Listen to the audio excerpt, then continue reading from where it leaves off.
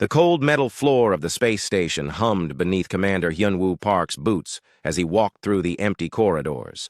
Outside the thick windows, Neptune's blue surface swirled with storms that could tear apart whole cities. But Hyun-woo had seen those storms every night for 3 years. Tonight felt different. The monitoring station was quiet except for the soft beeping of computers. Most of the crew was asleep. Only Hyun-woo and a few others worked the night shift, listening to the vast emptiness of space. Usually, they heard nothing but static and the distant hum of merchant ships traveling between planets. Hyun-woo sat at his desk and checked the screens. Green lights blinked steadily, showing that all systems worked normally. He picked up his coffee cup and took a sip. The bitter taste helped him stay awake during the long hours. Then something changed. A new sound came through the speakers. It was faint, almost lost in the background noise. But it was there. Hyun-woo leaned forward and adjusted the controls. The sound grew clearer. It was not random static. It had a pattern. "So Young," he called across the room. Communications Officer So Young Kim looked up from her station. Her dark hair was tied back, and her tired eyes suddenly became alert. She had been working at the station for 5 years and had never heard Hyun-woo sound so urgent. "What is it?" she asked, rolling her chair over to his station. "Listen to this." Hyun-woo played the signal again. So Young put on her headphones and closed her eyes. Her fingers moved quickly over her keyboard as she ran the signal, through different filters. After a few minutes, she opened her eyes wide. "This is not natural," she said. "Something intelligent made this signal." Hyun-woo felt his heart beat faster. In 50 years since humans had learned to travel faster than light, they had met other alien species. Most were peaceful traders who sold strange metals and beautiful crystals. But this signal was different. It felt desperate. "Can you decode it?" Hyun-woo asked. So Young worked for the next hour. She tried every decoding program the station had. Finally, something worked. Numbers appeared on her screen. Mathematical sequences that grew more complex as the signal continued. "It's using math as a universal language," So Young explained. "Whatever sent this knows that any intelligent species would understand basic mathematics." As she worked, the numbers began to form patterns. Then words appeared in multiple languages. Some Hyun-woo recognized. Others looked completely alien. The message was simple but terrifying. "Help us. They are killing everyone. Our worlds burn. We run, but they follow. If anyone hears this, please help us." Hyun-woo stared at the screen. His hands shook slightly as he reached for the communication panel that would connect him directly to Earth's military command. 20 minutes later, Captain Tae-min Lee was awakened in his quarters aboard the battlecruiser Seoul's Pride. The ship floated in Earth's orbit, one of 12 large warships that protected the home system. Tae-min had commanded the ship for 8 years, but it had never seen real combat. The captain's assistant handed him a tablet with the decoded message. Tae-min read it twice, then immediately called his senior officers to the bridge. "Wake everyone," he ordered. "This is not a drill." On Earth, Admiral Ji Hye-yoon was pulled from a meeting about new ship designs. She was a small woman with gray hair and sharp eyes that had seen more battles than anyone else in the Earth fleet. When she read the alien message, her face went pale. "How old is this signal?" she asked. "We estimate it was sent 3 days ago," the technician replied. "It traveled a long distance to reach us." Admiral Yoon walked to the large window of the command center. Below her, Earth turned slowly in space. Blue oceans and white clouds covered the planet where 8 billion humans lived their daily lives. Most had no idea that somewhere in the galaxy, another species was crying for help. "Call an emergency meeting of the Defense Council," she ordered.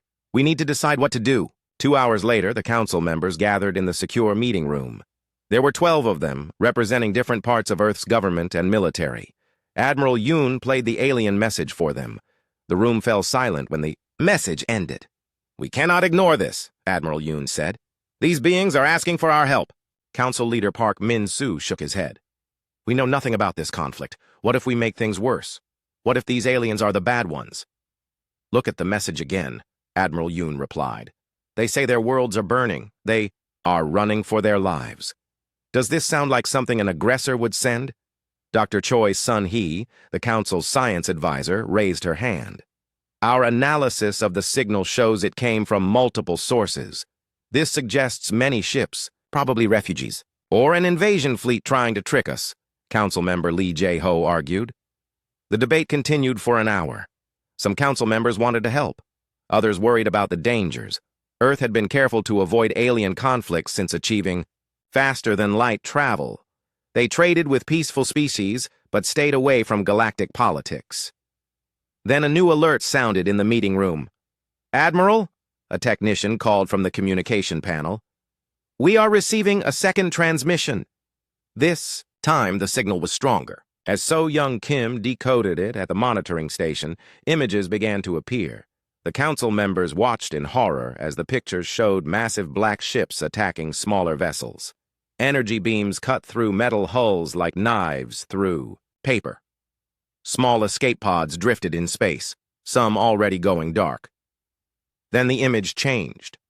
For just a few seconds, they saw faces. The aliens looked nothing like humans. They were tall and thin, with skin that seemed to be made of crystal. Their large eyes held expressions of fear and sadness that needed no translation. A child's face appeared on the screen. The young alien looked directly at the camera, mouth open as if crying for help. Then the transmission cut to static. The meeting room was completely quiet. Admiral Yoon stood up slowly. Her voice was steady but filled with anger. "These are not warriors. These are families running for their lives." She looked around the table at each council member. 50 years ago, we reached for the stars. We said we would represent the best of humanity among the galaxies. Did we mean it? Or were those just pretty words? Council Leader Park looked uncomfortable. "Admiral, we have to think about Earth's safety.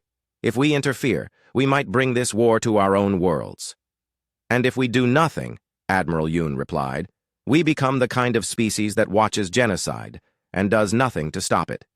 She walked to the communication panel and opened a channel to all Earth's military bases. "This is Admiral Yoon. Activate Protocol 7. All ships are to prepare for immediate deployment." "Admiral, the Council has not voted yet," Park protested. "Then vote quickly," Admiral Yoon said, "because in 1 hour I am taking the fleet to help those people, with or without official approval." The council members looked at each other. They knew Admiral Yoon well enough to know she meant every word. Dr. Choi Sun-hee spoke first. "I vote to authorize military assistance." One by one, the other council members voted. When it was over, 9 had voted to help and 3 had voted to stay neutral. Admiral Yoon nodded. "Then it's decided. We go to war." As alarms sounded across Earth's orbital facilities, thousands of sailors and soldiers prepared for humanity's first real battle among the stars.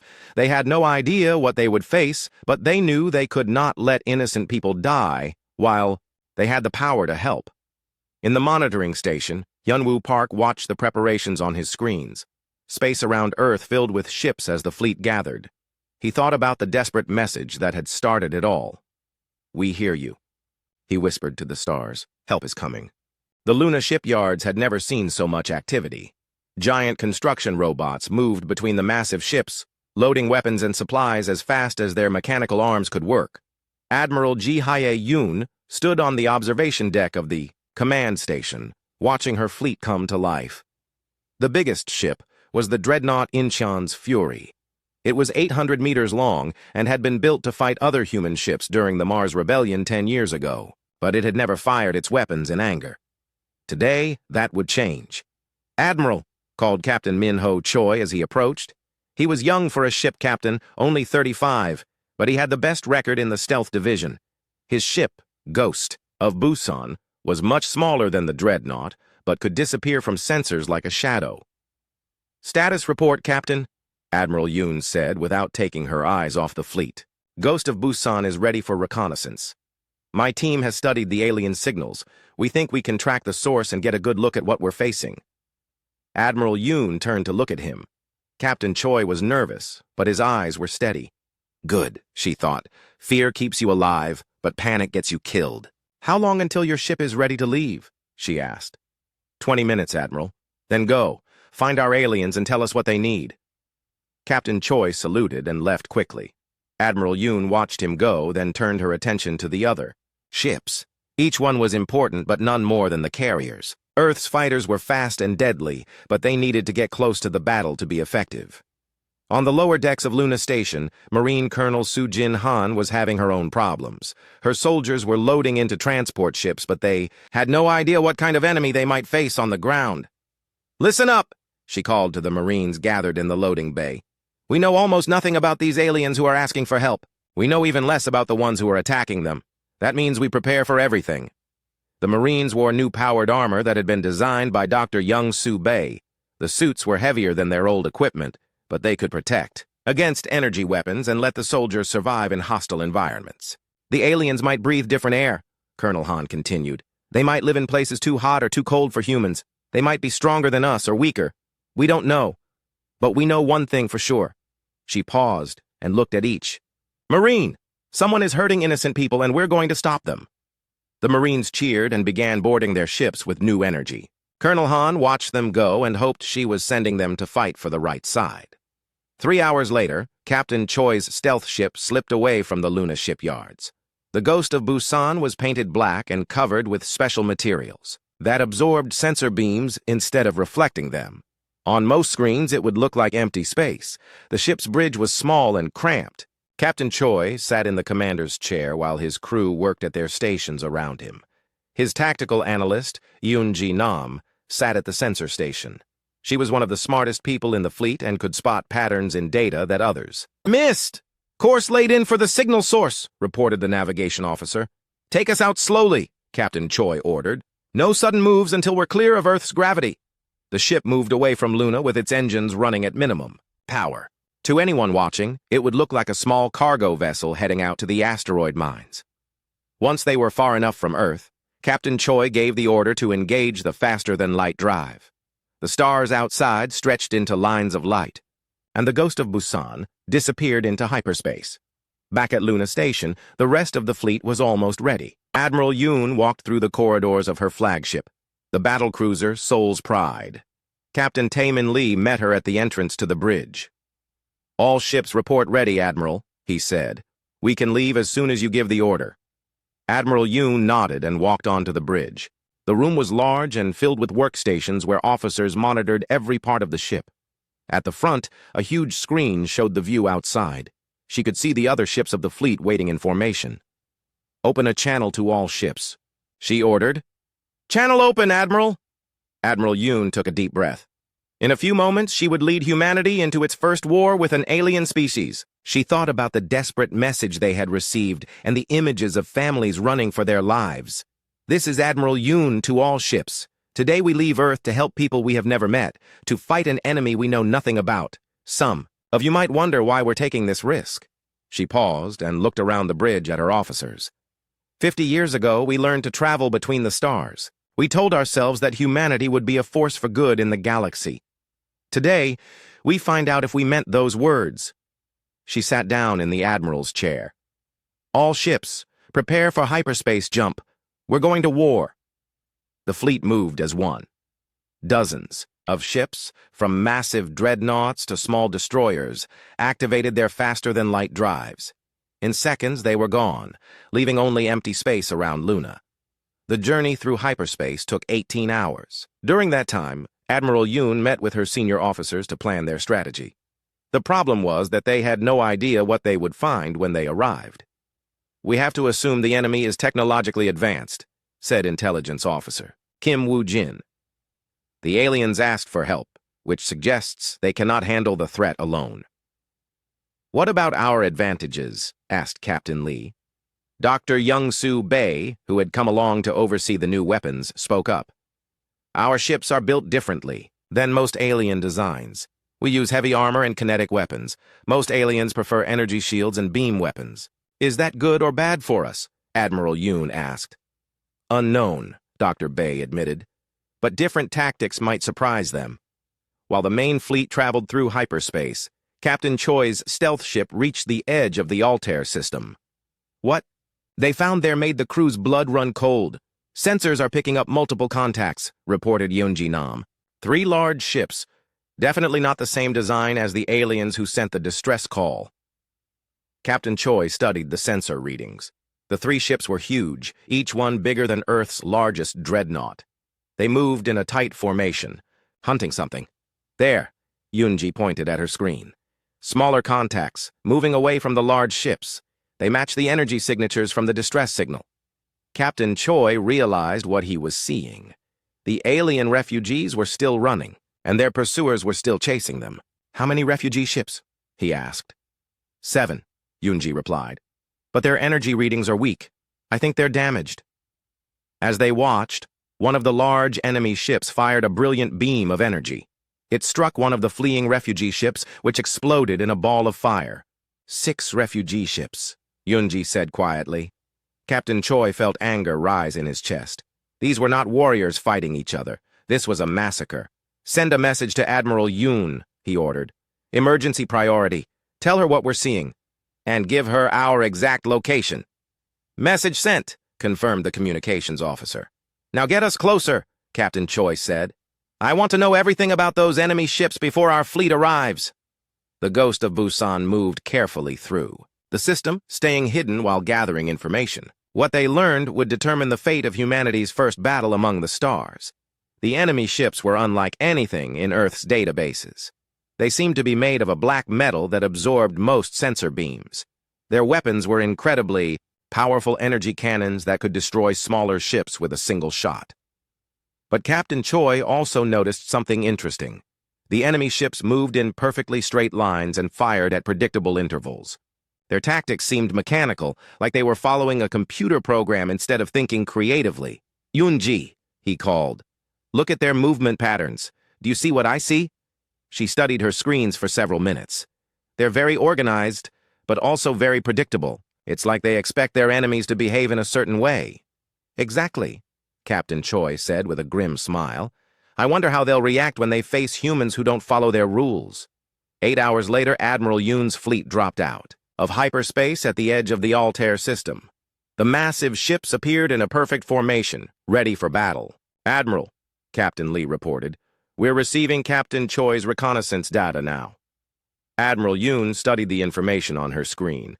The enemy was powerful, but maybe not unbeatable. "Signal the fleet," she ordered. "All ships prepare for immediate engagement. Today we find out what happens when predators meet Deathworlders." Admiral Ji-hee Yoon stared at the tactical display showing the Altair system. 3 massive enemy ships were slowly hunting down the last 6 alien refugee vessels.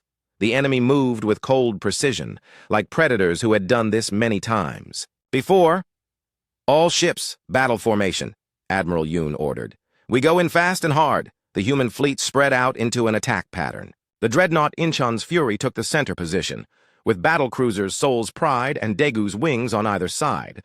Smaller destroyers and frigates formed a protective screen around the larger ships. "Admiral," Captain Taemin Lee said, from his position at the tactical station, "the enemy ships are much larger than ours. Each one outguns our biggest dreadnought." "Then we don't fight them one-on-one," Admiral Yoon replied. "Signal the fleet. Attack formation Delta. Hit them from 3 sides at once." The human ships moved quickly through space.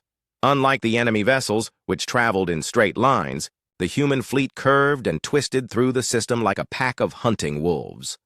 On the carrier Daegu's Wings, Lieutenant Commander Jae-sung Park was preparing his fighter squadron for launch. The Raptor fighters were small and fast, designed to get close to enemy ships and attack their weak points. "Listen up, Raptors," he said over the communication system. "Intelligence says these aliens use energy weapons and energy shields. Our missiles and guns are old-fashioned kinetic weapons. They might not expect that." His wingman, Lieutenant Soo-min Kim, checked her weapons one last time. "What about their fighters, sir?"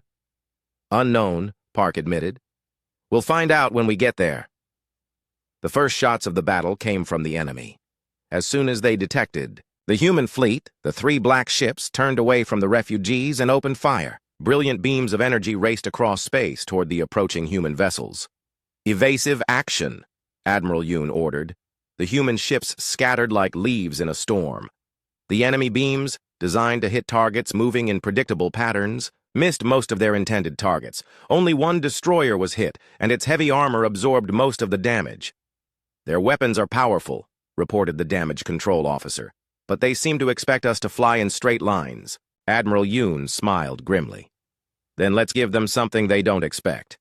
All ships, random evasion patterns. Don't let them predict where you'll be." The human fleet began moving in ways that seemed chaotic, but were actually carefully planned. Ships would suddenly change direction, speed up, or slow down without warning. The enemy's targeting computers couldn't keep up with the unpredictable movement. "Now," Admiral Yoon said, "all ships, open fire." The human weapons were different from anything the enemy had faced. Instead of energy beams, they fired solid projectiles at incredible speeds. Railguns launched metal slugs that could punch through almost any armor. Missile launchers sent smart weapons that could change course to follow their targets. The first enemy ship was caught completely off guard. Its energy shields, designed to deflect particle beams and plasma bolts, offered no protection against solid projectiles. Railgun slugs tore through the shield and slammed into the ship's hull. "Direct hit on enemy Vessel 1, reported the weapons officer. "Their shields are down." But the enemy was quick to adapt. The three ships changed formation and began firing in a pattern designed to cover more space. Their beams swept back and forth like searchlights trying to catch the moving human ships. "Launch fighters," Admiral Yoon ordered. From the carrier Daegu's wings, 40 Raptor fighters streaked into space.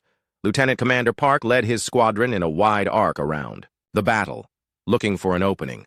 The enemy ships had fighter craft of their own. They were sleek and elegant, moving in perfect formation.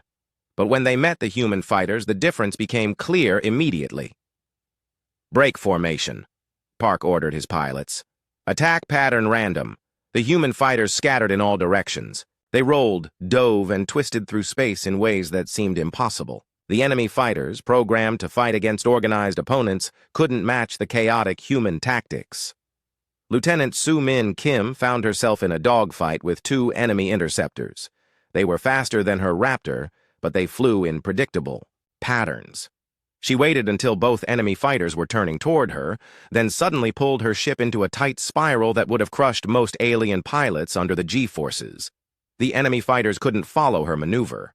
Their pilots, adapted to low-gravity worlds, would have been knocked unconscious by the forces that human pilots endured every day. Soo-Min came out of her spin behind both enemy ships and destroyed them with short bursts from her guns. "This is Raptor 2, she reported. "Enemy fighters can't handle high-G maneuvers. Recommend aggressive evasion tactics." The message spread through the fighter squadrons. Human pilots began using maneuvers that would have been impossible for most alien species.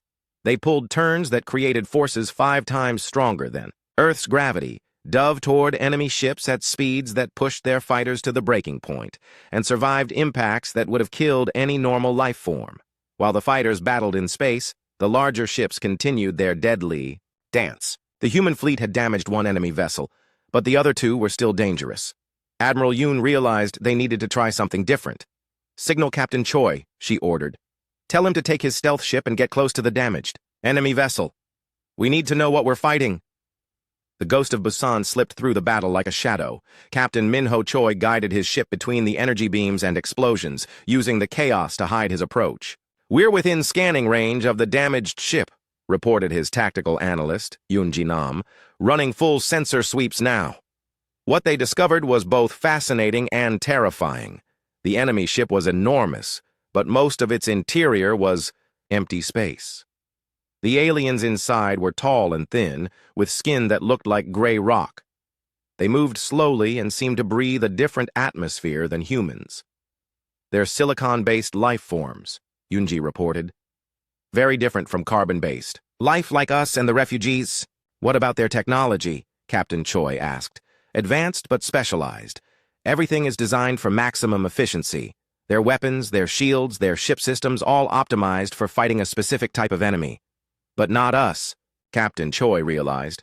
"Exactly. They built everything to fight other energy-based civilizations. They never considered solid projectile weapons or chaotic battle tactics." Captain Choi relayed this information to Admiral Yoon. Armed with new knowledge about their enemy, she began planning a different kind of attack. "All ships, concentrate fire on enemy Vessel 2, she ordered. "Boarding parties, prepare for assault."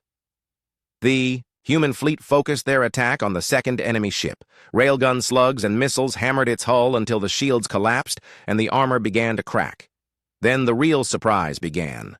Combat engineer Hyejin Seo led a team of Marines in a direct assault on the enemy ship.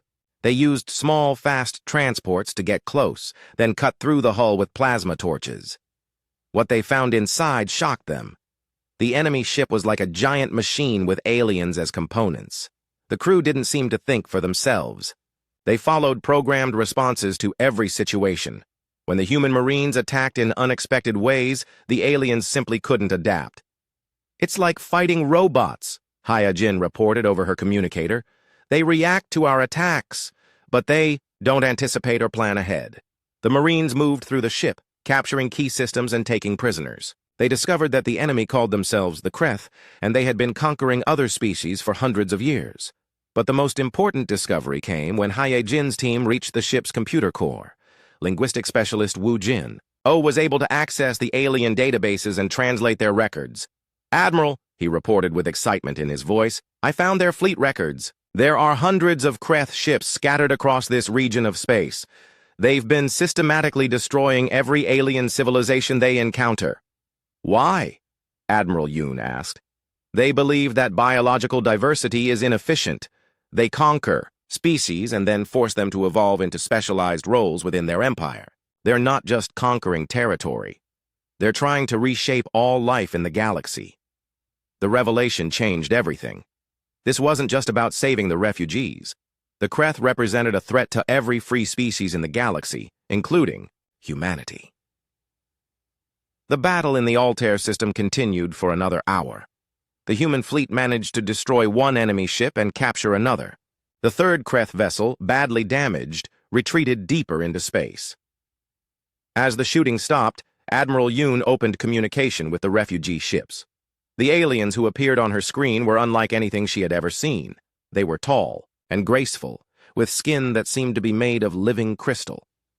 When they spoke, their voices created beautiful harmonic sounds. "I am War Singer Theshalan of the Valian Confederacy," the alien leader said. "We thank you for your aid, but I fear you do not understand what you have begun." "Then help us understand," Admiral Yoon replied. "The Kreth have conquered 17 species in the past 2 centuries. They do not seek territory or resources. They seek to remake all life according to their vision of perfection. We are the last free Valians. Our news of the human victory at Altair spread through space faster than any ship could travel. On distant worlds, species that had lived under Kreth rule for generations began to whisper about the strange aliens who fought without fear and won against impossible odds. Admiral Changmin Seo received the message while his second fleet was still being loaded at the Mars orbital yards. He was a tall man with gray hair and scars on his hands from his days as a ship engineer. Unlike Admiral Yoon, who was known for bold tactics, Changmin was famous for his careful planning and attention to detail. "Sir," his aide called from across the command center, "we're getting reports of uprisings on 12 different worlds. Species that have been slaves for decades are starting to fight back." Changmin studied the star charts displayed on the main screen. Red dots showed Kreth-controlled systems, while green dots marked the locations of the revolts. The pattern was clear. Word about the human intervention was inspiring others to resist. "How long until our fleet is ready?" he asked. 6 more hours, sir. Make it 4, Changmin ordered. "If we wait too long, the Kreth will crush these uprisings before we can help." His flagship was the experimental battleship Sejong the Great, equipped with new gravity weapons that Dr. Young-Soo Bae had designed based on captured Kreth technology. The weapons could create artificial gravity fields strong enough to crush enemy ships or tear them apart. Meanwhile, in the Altair system, Admiral Yoon was learning more about their enemy from the captured Kreth vessel. Captain In Soo-jung commanded the intelligence ship Silent Thunder, which had docked with the alien craft to study its technology and interrogate prisoners. The Kreth they captured were unlike any aliens humans had met before. They stood 3 meters tall, with bodies that seemed to be made of living stone. Their movements were slow and deliberate, and they spoke in voices that sounded like grinding rocks. "They don't think like us," reported Dr. Kyung-Soo An, the xenobiologist who was studying the prisoners. Their entire culture is based on efficiency and optimization. They cannot understand why any species would choose freedom over perfect organization. Admiral Yoon walked through the captured ship with war singer Theshalon, the Valian military commander. The alien's crystalline form moved gracefully through the corridors, her harmonic voice translating everything they saw. This section controls their weapons, Theshalon explained. But see how everything is designed? Every control has only one correct setting. Their operators cannot adapt or improvise. They've never needed to, Admiral Yoon realized. Every species they've fought before has used similar technology and similar tactics. Exactly. They conquer through superior numbers and firepower, not through tactical innovation. They entered the ship's command center, where Captain Young was working with Valian technicians to decode the Kreth computer systems. What they found was both useful and disturbing. "Admiral," Captain Young reported, "we've accessed their fleet databases. The Kreth have over 800 ships in this sector alone. But here's the interesting part. They're all identical. Same design, same weapons, same tactical programming." "That's a weakness," Admiral Yoon said immediately. "How so?" asked Theshalon. "If all their ships are the same, then anything that works against one will work against all of them. They have no variety, no backup plans." Intelligence Officer Mi Young Cho looked up from her computer terminal. "Admiral, there's something else. According to these records, the Kreth Empire is controlled by a central intelligence. Every ship, every planet, every individual receives orders from a single source." "Where is this central intelligence?" Admiral Yoon asked. "A world called Kreth Prime, about 200 light-years from here. It's heavily defended, but if we could reach it, we could end this war," Admiral Yoon finished. But ending the war would not be easy. As they studied the Kreth records, they learned the true scope of the enemy's power. 17 different species had been conquered and forced into specialized roles within the Kreth Empire. Some had been changed so much that they were no longer recognizable as their original forms. The Valians were fortunate to have escaped before the Kreth could begin their optimization process. Other species had not been so lucky. "Look at this," Dr. Ahn said, showing Admiral Yoon a series of biological records. "The Kreth take conquered species and force them to evolve in specific directions. Warriors become bigger and stronger, but lose their intelligence. Scientists become smarter, but lose their ability to think creatively. Workers become more efficient, but lose their individual personalities. They're destroying what makes each species unique," Admiral Yoon said with disgust. "It's worse than that," Theshalon added. "They believe they are helping. In their minds, they are making the galaxy more perfect by eliminating waste and inefficiency."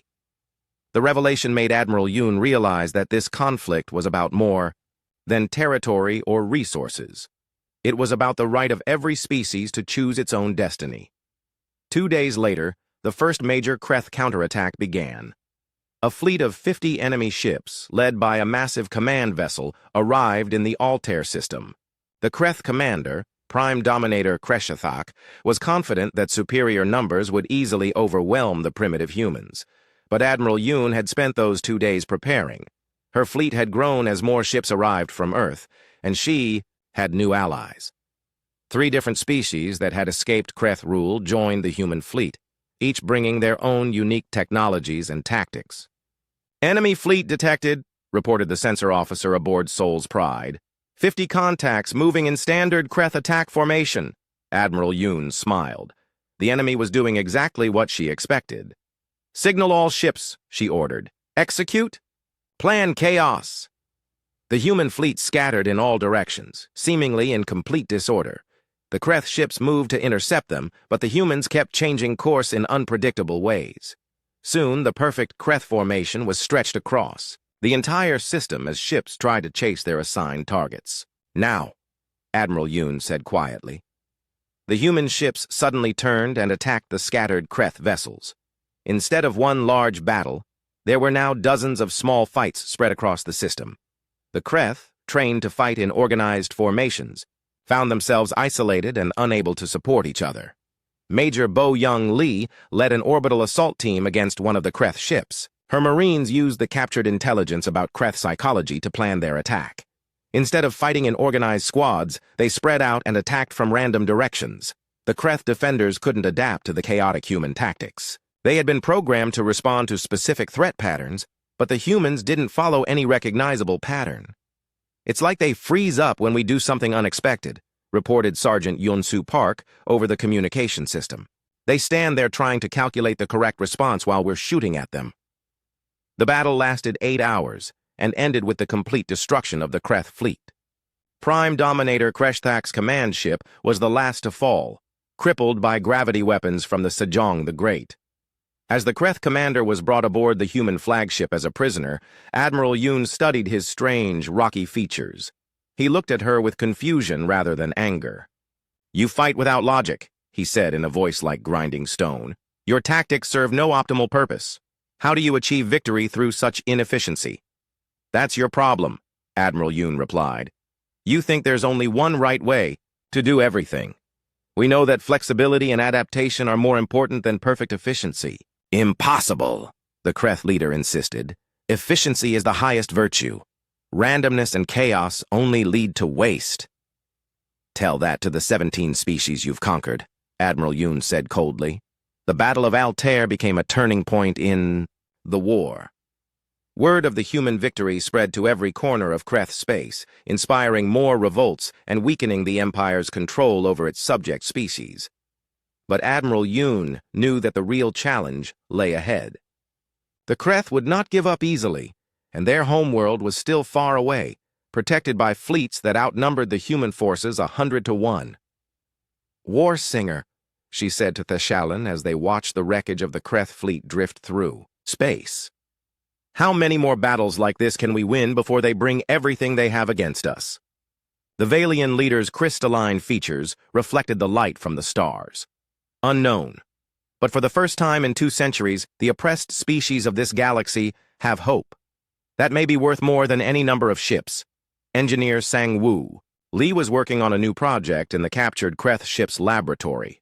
With help from Valian scientists, he was developing something that could change the entire war, a biological agent that could reverse the Kreth optimization process. "If this works," he explained to Admiral Yoon, "we could free all the species the Kreth have enslaved. We could turn their own empire against them." "How long?" Admiral Yoon asked. 2 weeks, maybe 3. "Then we have 2 weeks to keep them busy," Admiral Yoon said. "Signal Admiral Chang Min. Tell him to bring his fleet here as fast as possible. We're going to need every ship we have for what comes next." As the human fleet prepared for the battles ahead, none of them realized that their actions had already changed the galaxy forever. For the first time in centuries, the Kreth Empire was afraid. The journey to Kreth Prime would take the combined human-alien fleet through 12 star systems, each one defended by enemy forces. Admiral Ji Hai-yoon stood on the bridge of her flagship, studying the tactical displays that showed the enormous challenge ahead. Her fleet had grown to over 300 ships. Admiral Chang Min Seo's second wave had arrived with powerful new vessels, including the gravity weapon-equipped Sejong the Great. 6 different alien species had joined the alliance, each contributing their unique technologies and knowledge. Commander Seok-jin Kwon was working around the clock to integrate the different technologies. His engineering teams had managed to install Valian shield generators on human ships and human kinetic weapons on alien vessels. The result was a fleet unlike anything the galaxy had ever seen. "Admiral," Captain Eugene Park reported from the tactical station, "our scouts have identified the first target. The Nexus system contains a major Kreth supply depot and 17 production facilities." Admiral Yoon nodded. The plan was simple in concept but difficult in execution. They would attack and destroy Kreth installations across multiple systems, forcing the enemy to spread their forces thin while the main fleet pushed toward Kreth Prime. "What's the enemy's strength at Nexus?" she asked. 43 ships, standard Kreth formation." "But Admiral, there's something else. Our intelligence indicates they're conducting some kind of biological experiments on captured species." Admiral Yoon's jaw tightened. The more they learned about the Kreth Empire, the more urgent their mission became. "Signal the fleet. We attack. Nexus in 6 hours."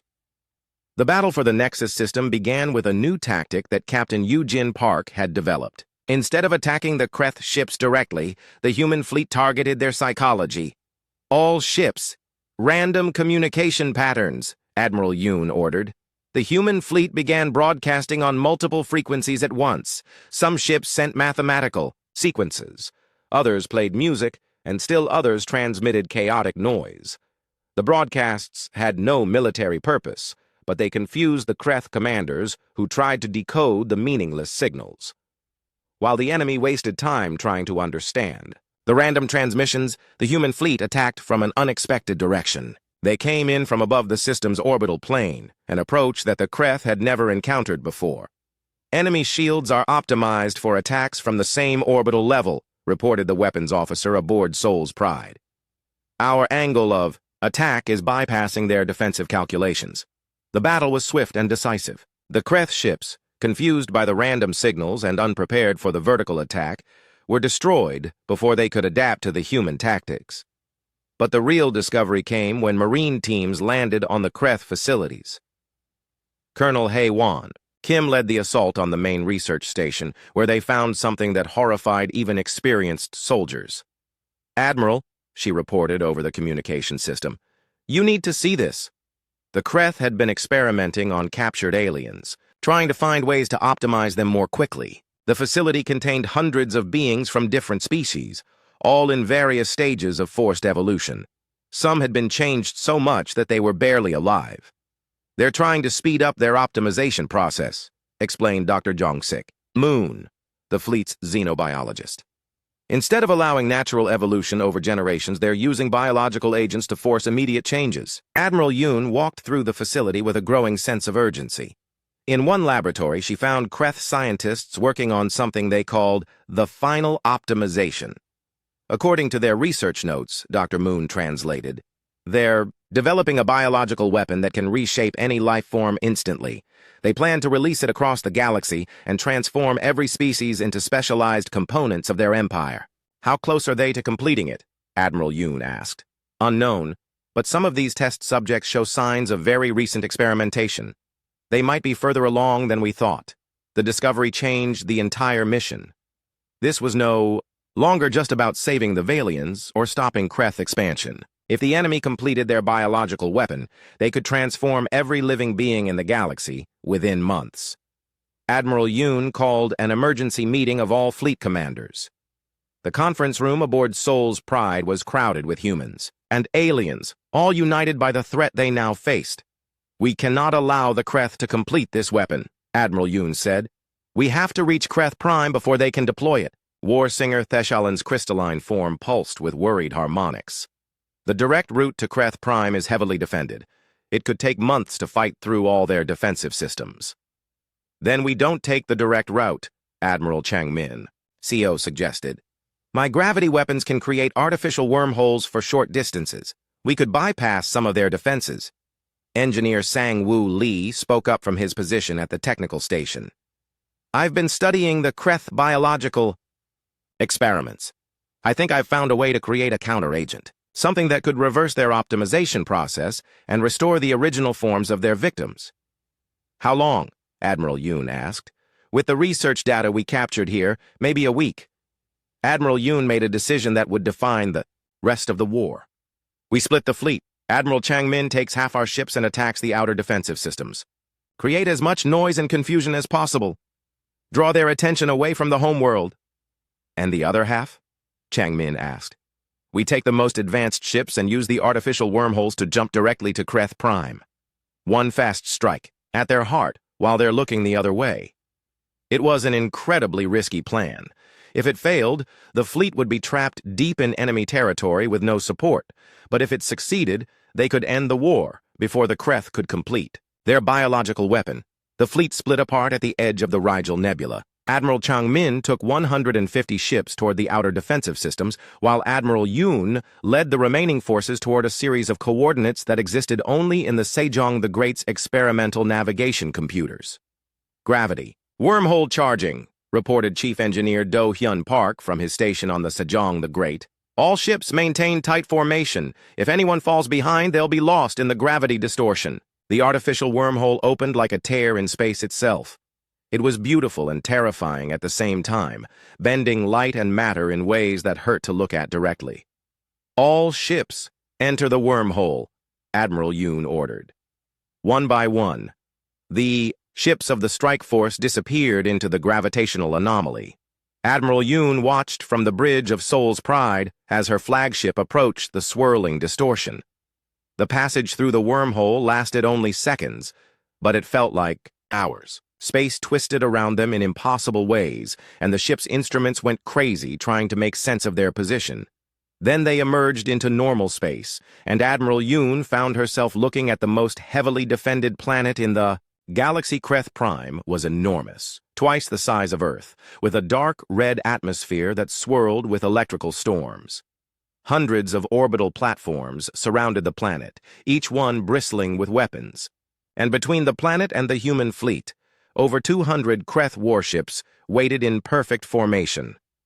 "Well," Captain Taemin Lee said quietly, "we wanted to surprise them." But the real surprise was what happened next. As the Kreth ships moved to intercept the human fleet, alarms began sounding across the planet's surface. Long-range sensors detected something that made the Kreth leadership panic. Admiral Changmin's diversionary attack had been more successful than anyone hoped. Not only had he destroyed the outer defensive systems, but his assault had inspired revolts on a dozen different worlds. Kreth space was erupting into chaos as enslaved species turned against their masters. "Admiral," the communication officer reported, "we're receiving surrender requests from multiple Kreth facilities. Some of their commanders are offering to switch sides." Admiral Yoon realized that the Kreth Empire was crumbling from within. Their rigid, optimized system couldn't handle widespread rebellion and unpredictable tactics. But the battle for Kreth Prime was just beginning. Supreme Optimizer Vexthakul, the leader of the Kreth Empire, made a desperate decision. If he couldn't stop the humans with conventional weapons, he would use the incomplete biological weapon. Better to risk destroying everything than to accept defeat. Deep beneath Kreth Prime's surface, ancient machines began to activate. The planet itself was being converted into a massive biological weapon designed to launch spores that would transform every living being in the galaxy. "Admiral," Dr. Moon called from his station, "I'm detecting massive energy buildups across the planet's surface. If I'm reading this correctly, they're preparing to deploy their biological weapon." "How long?" Admiral Yoon asked. 6 hours, maybe less."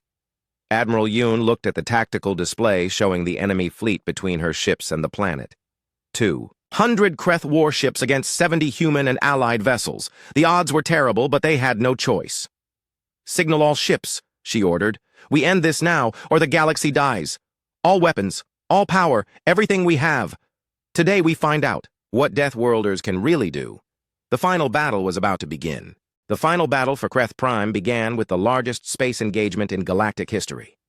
Admiral Ji-Hai Yoon's strike force of 70 ships faced 200 Kreth warships in the space around the enemy homeworld. But this time, the humans had advantages beyond just tactics and determination. "All ships, deploy the special packages," Admiral Yoon ordered. Throughout the fleet, ships released thousands of small devices that engineer Sang-Woo Lee had designed using captured Kreth technology. The devices looked harmless, like floating metal spheres, but they carried Dr. Moon's biological counteragent. The Kreth fleet moved to intercept the human ships with their usual perfect precision, but as the two forces engaged, something unexpected happened.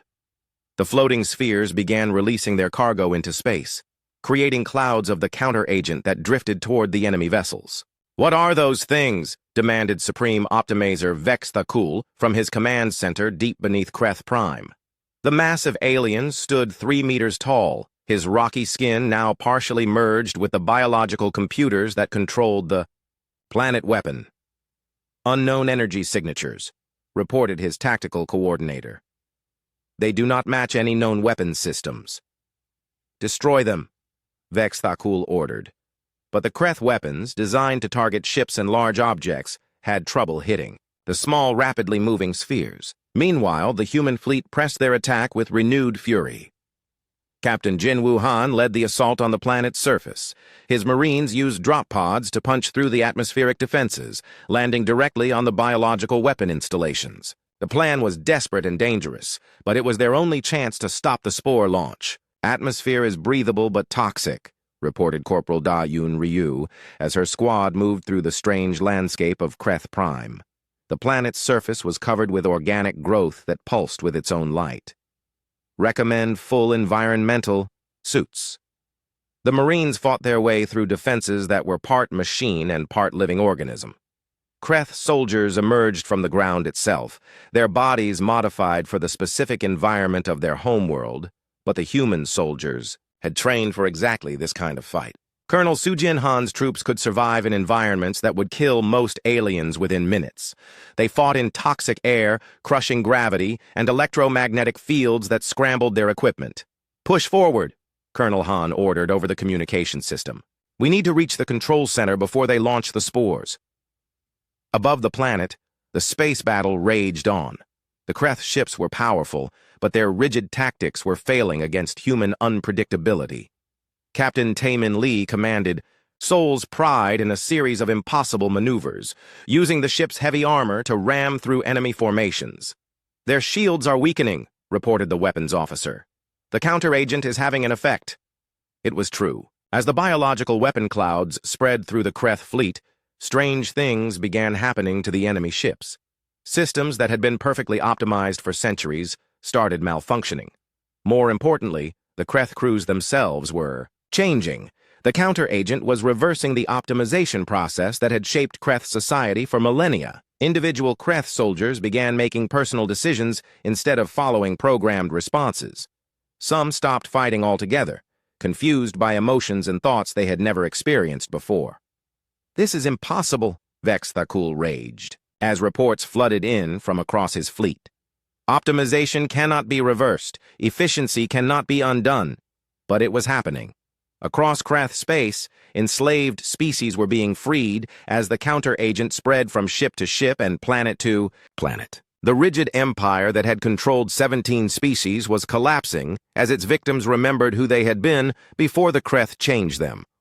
On the planet's surface, Captain Han's Marines had reached the central control facility. The building was a nightmare fusion of technology and biology, with walls that breathed and corridors that shifted like living tissue. "Sir," Corporal Ryu called from ahead, "I found them." In the deepest chamber of the facility, they discovered hundreds of Kreth civilians who were being forcibly connected to the planet weapon. The process was turning them into living components of the biological weapon, sacrificing their individual existence to create the ultimate tool of optimization. "They're killing their own people to power this thing," said Sergeant Minwoo Choi in horror. Captain Han made a decision that would haunt him for the rest of his life. "Set the charges. We have to destroy this facility, even if it means—" "Wait," Corporal Rao interrupted. "Sir, look at this." She had found the main control system, where Supreme Optimizer Vexa Thakul himself was partially merged with the biological computers. But something was wrong. The massive alien leader was fighting against his own systems. The counter-agent, Captain Han realized. It's affecting him too. Vexa Thakul's rocky features twisted in confusion and pain as centuries of optimization. Programming fought against newly awakened individual consciousness. For the first time in his existence, he was thinking for himself instead of following optimal calculations. "Stop," he said in a voice like grinding stone. "Stop the weapon. This is wrong. We are destroying ourselves to destroy others." "You tried to enslave the galaxy," Captain Han said, keeping his weapon trained on the alien leader. "Yes," Vex Thakul admitted. "We believed efficiency was perfection. We thought optimization was the highest virtue. But we were wrong. We destroyed what made us unique. We became machines instead of living beings." Around them, the other Kreth civilians were beginning to disconnect from the weapon systems as the counter-agent spread through the facility. For the first time in millennia, individual Kreth were making personal choices. "Help us stop this," Vex Thakul pleaded. "Help us remember what we were before optimization consumed us." Captain Han looked at Corporal Ryu, who nodded slightly. Together, they began working with the freed Kreth to shut down the planet weapon. It was dangerous work, as the biological systems fought against any attempt to stop them. "Charges set," reported Corporal Ryu. "But sir, if we detonate them while the weapon is still active, the explosion could spread the optimization spores anyway." "Then we do this the hard way," Captain Han said. He turned to Vexthakul. You know these systems. Can you shut them down safely? The former Kreth leader nodded. It will require manual disconnection of each biological component, and someone will have to stay behind to ensure the shutdown is complete. Captain Han understood immediately. Someone would have to sacrifice themselves to save the galaxy. I'll do it, Corporal Ryu volunteered. No, Captain Han said firmly. This is my responsibility. But Vexthakul stepped forward. This is my responsibility. My species created this abomination. I will end it. The former Kreth leader moved to the central control panel and began the shutdown sequence. Warning alarms echoed through the facility as biological systems across the planet began powering down. Go, Vexthakul told the human Marines. The explosion will be contained, but you have only minutes to reach minimum safe distance. Captain Han hesitated, then saluted the alien leader. What you're doing, it takes courage. Courage, Vexthakul repeated the word as if tasting it for the first time. Yes, I had forgotten what that felt like. The Marines ran through the collapsing facility as Vexthakul made the ultimate sacrifice. The explosion, when it came, destroyed the planet weapon completely, but left the rest of Kreth Prime intact. In space, the battle was ending as well. Most of the Kreth fleet had surrendered as their crews rediscovered individual thought and choice. The rigid empire that had terrorized the galaxy for centuries was dissolving as its victims remembered freedom. 6 months later, Ambassador He Jung-shin stood in the council chambers of the new Galactic Diversity Alliance. Representatives from dozens of species, many recently freed from Kreth optimization, gathered to establish principles for their new confederation. The events of the past year have taught us valuable lessons, Ambassador Shin said to the assembly. Diversity is not weakness. Individual choice is not inefficiency. The things that make each species unique are not flaws to be corrected. Warsinger. Theshalon's crystalline form pulsed with harmonious light as she spoke. The humans showed us that strength comes not from perfection, but from the ability to adapt and grow.